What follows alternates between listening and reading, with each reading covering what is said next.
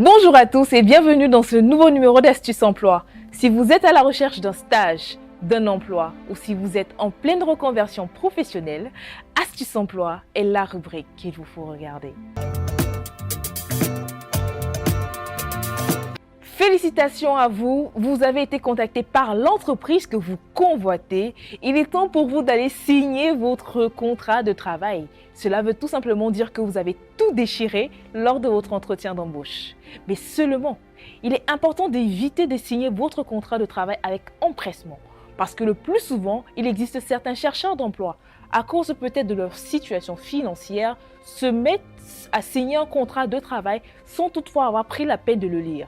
Dans cet épisode d'Astuces Emploi, nous vous donnerons les 5 éléments à regarder minutieusement avant la signature de votre contrat de travail. Premier élément, la rémunération fixe. En tant que chercheur d'emploi ou en tant que futur collaborateur de cette entreprise, il est très important pour vous de vérifier minutieusement si le salaire qui a été négocié en entretien d'embauche soit le même salaire inscrit dans votre contrat de travail. Pour quelle raison? Dans le cas où le salaire qui est inscrit dans votre contrat de travail sont en déphasage avec le salaire qui avait été négocié lors de votre entretien d'embauche, cela pourrait être un mauvais départ pour votre carrière professionnelle. Comme conséquence, vous pourrez avoir une absence de productivité, une frustration.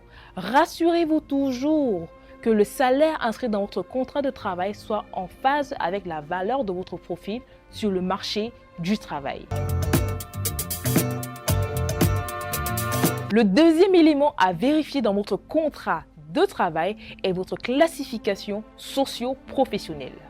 Comme on vous le disait dans le point 1, il est important de vérifier la classification socio-professionnelle. Pour quelle raison? Tout simplement parce qu'un mauvais départ, une fois de plus, risque d'empiéter sur votre carrière professionnelle. Il sera très difficile de rattraper ce retard au fil des années. Donc, candidats, chercheurs d'emploi, vérifiez toujours que votre classification socio-professionnelle soit en phase avec le code du travail ou encore la convention collective de votre secteur d'activité. En troisième position, nous avons la période d'essai. Bien que ça ne soit pas toujours une obligation, car il existe certaines entreprises qui outrepassent cette période d'essai, dans le cas où l'entreprise décide de vous faire passer par une période d'essai, rassurez-vous que cette période d'essai soit alignée ou bien ça rime avec le code du travail et encore avec la convention collective. Le quatrième élément à vérifier dans votre contrat de travail sont les primes conventionnelles. En fonction de votre secteur d'activité, le code du travail et la convention collective prévoient aux entreprises de payer certaines primes. Ces primes peuvent être les primes de salissure, les primes de sécurité, autant de primes que la convention collective et le code du travail imposent aux entreprises de vous payer. Rapprochez-vous de votre employeur ou de votre futur employeur afin de savoir à quel moment vous pourrez entrer à disposition de ces primes. Le cinquième élément à vérifier, il s'agit tout simplement de la rémunération variable.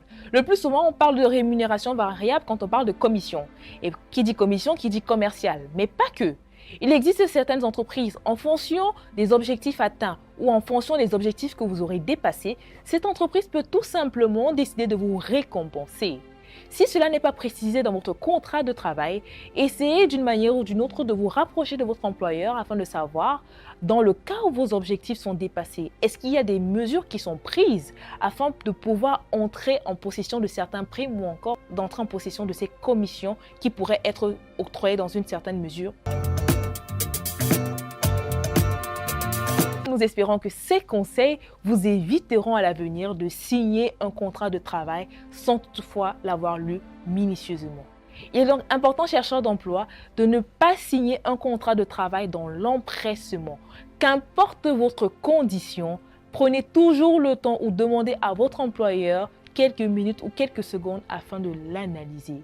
Nous espérons que ces conseils vous aideront une fois de plus dans votre quête vers l'emploi et à trouver le job de vos rêves. Si vous avez besoin de plus de conseils ou d'accompagnement, n'hésitez pas à nous contacter via le numéro qui s'affiche en bas de votre écran ou encore vous pouvez suivre notre actualité sur notre page Facebook et LinkedIn.